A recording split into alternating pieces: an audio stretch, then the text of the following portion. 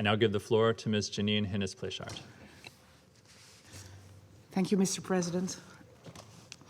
Distinguished members of the Security Council, my briefing today will hit many all too familiar notes as notorious aspects of Iraqi political life are repeating themselves in a seemingly incessant loop of zero-sum politics. But before delving into that, I'd like to share some impressions on the recent and ongoing waves of massive dust and sandstorms hitting Iraq. Now, while a dust or sandstorm as such is not a new phenomenon for the country, the current wave far exceeds Iraq's experiences in recent years. Briefing this council last February, I spoke about the dangers of climate change and its effects, with desertification as a central concern. Ever since, Iraq has been battered by intense dust and sandstorms that obscure the sky, send people running for shelter, even resulting in sickness and death. Now, these storms are only expected to become more frequent. In other words, continued inaction also here comes at enormous costs. Having said this, Mr. President, these storms are not the only concern for the people in Iraq.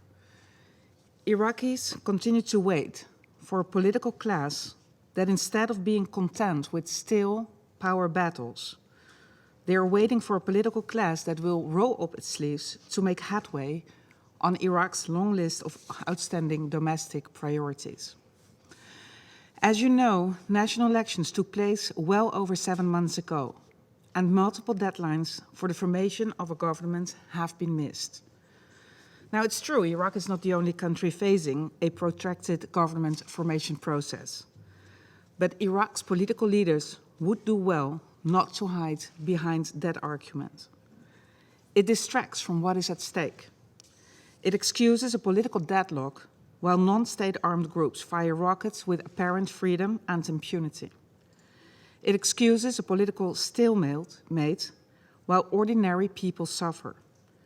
It excuses a political impasse while simmering anger, public anger, can boil over at any moment. So my question is, what will it take to realize that this situation is completely untenable? To date, political leaders subscribe to the notion of dialogue or another round of negotiations. But the necessary willingness to compromise, it is painfully absent. Visit any market and Iraqis will tell you, the national interest is yet again taking a backseat to short-sighted considerations of control over resources and power play.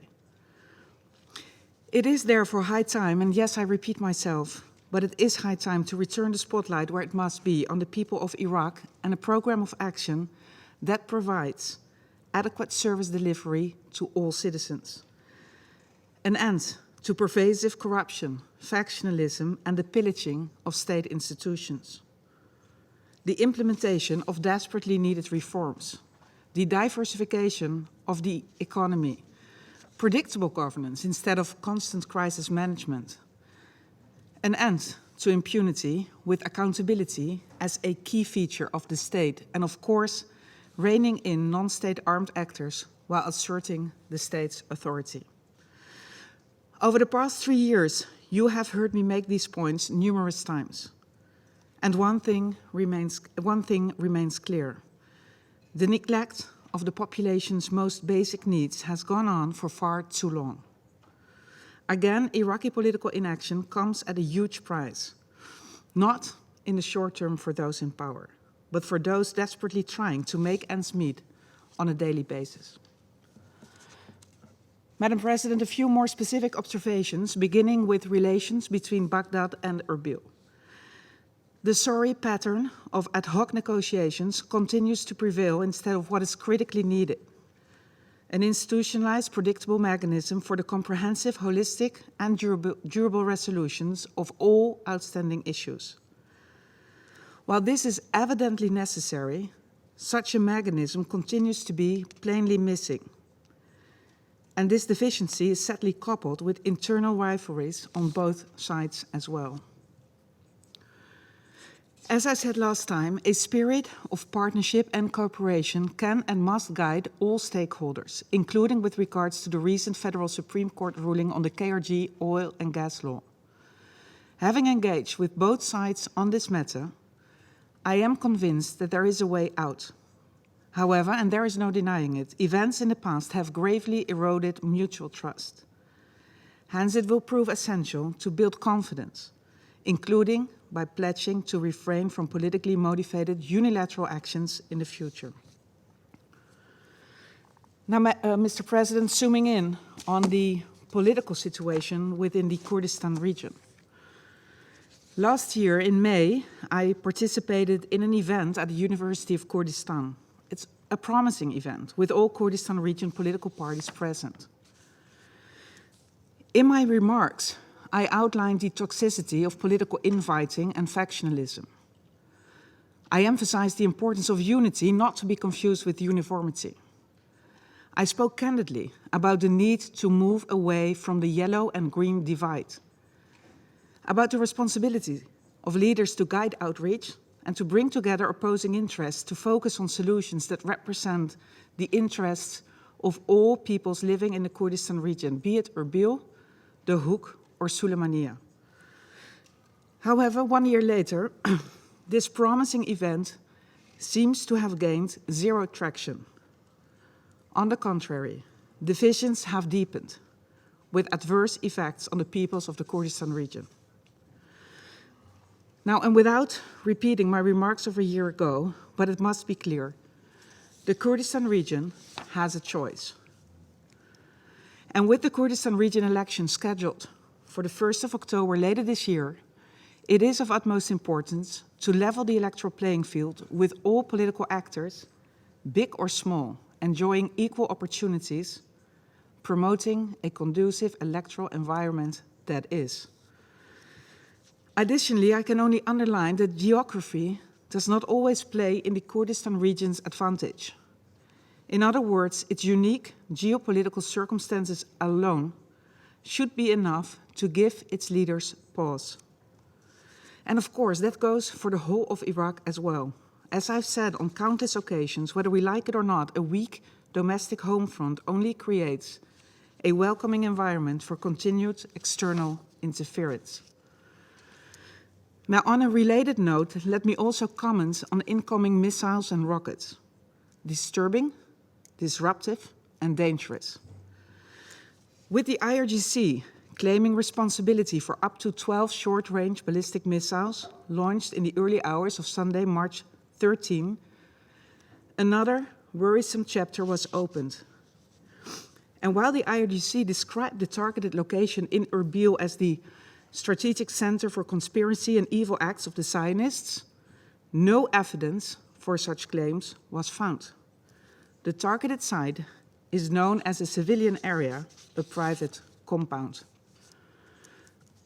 Although both sides, Iraq, Iran, although they are currently engaged in dialogue and do not wish to escalate the issue, Iraq rightfully rejects the notion that it can be treated as the region's backyard with routine violations of its sovereignty and territorial integrity. Now, another case in point are the ongoing Turkish and Iranian shelling activities in the north. So what are we looking at? Cross-border shelling and missiles as the new normal for Iraq? This is a very risky way to advance interests and one which further weakens the state of Iraq. Needless to say, any country or actor seeking to settle a dispute has established diplomatic instruments, including our good offices, at their disposal. Now, moving to Iraq's very own armed actors operating outside state control. The reckless firing of rockets, including at an oil refinery in Erbil some 2 weeks ago, remains alarming and unjustifiable. These attacks seek to undermine Iraq's security and stability within an already extremely volatile, politically charged post-electoral environment. Fact is, messaging by rockets, missile diplomacy, these are reckless acts with potentially devastating consequences. Also, and let me emphasize, Iraq does not need self-proclaimed armed arbiters. And I again underline the great importance of asserting the state's authorities. If the perpetrators are known, call them out. This is essential to uphold the rule of law.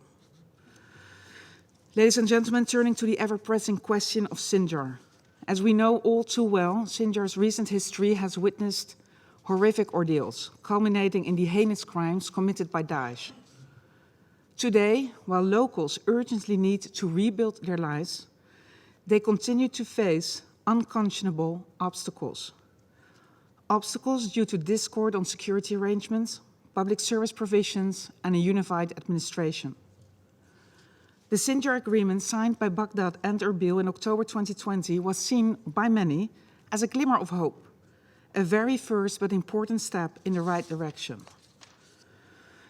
At the time, I expressed hope that the agreement would lead to a new chapter for Sinjar, one in which the needs of the Sinjari people would come first, that it would help displaced people return to their homes, that it would accelerate reconstruction and improve public service delivery. But for that to happen, stable governance and security structures are of course prerequisites. Now, ever since the agreement was signed, I have called for a speedy implementation, while clearly the opposite is true. To date, there is no agreement on the selection of a new independent mayor, and funds for a new local security force remain blocked, possibly due to interference into unclear recruitment procedures. Now, on these recruitment procedures, I again emphasize the importance of pragmatism and realism. Not all people who joined other forces in the past can simply be painted with the same brush. It must be understood that some of them, absent the authority of the state, simply opted for a safety net, an identity, and an income to provide for their families. We also called on both Baghdad and Erbil to reach out to the people of Sinjar, to open their arms to all Sinjaris. Meanwhile, critics of the Sinjar agreement kept on emphasizing the lack of consultations with local communities. Now, while no one dismisses good advice, and certainly not UNAMI, I have to say, local consultations did take place and continue to take place. At the same time, it is true that both Baghdad and Erbil could and should step up their outreach at the grassroots level. The implementation of any agreement, winning hearts and minds, is hard work, and this one in particular. A piece of paper alone will not do the job. One needs to be on top of it 24/7, own it, constantly and proactively engage with the communities on the ground, provide explanations, clarify why a decision has been taken and why it benefits the Sinjaris in the medium to long term. Having said this, significant divides and the fragmentation of the local communities are a fact of life in Sinjar, making things even more challenging. And within this context, it is also important to note that Sinjar has increasingly turned into an arena for external and domestic spoilers. Now, while some of this can be traced back to 2014 as Daesh kicked off its atrocities, 8 years later, it is time to acknowledge that yes, mistakes have been made in the past, but Sinjar is part of the state of Iraq. By giving room to external and domestic spoilers, the situation will not get any better. And by now, all stakeholders would do well to acknowledge the fact, notwithstanding their gratitude for the help and assistance received in the past. You know, nobody said that the establishment of stable security and governance structures would be an easy ride. But there is no denying it. The lack of clear-cut coordination and implementation mechanism, the dominance of partisan interests and the ongoing presence of spoilers significantly hamper meaningful progress. I have to say, international observers have been deployed for less.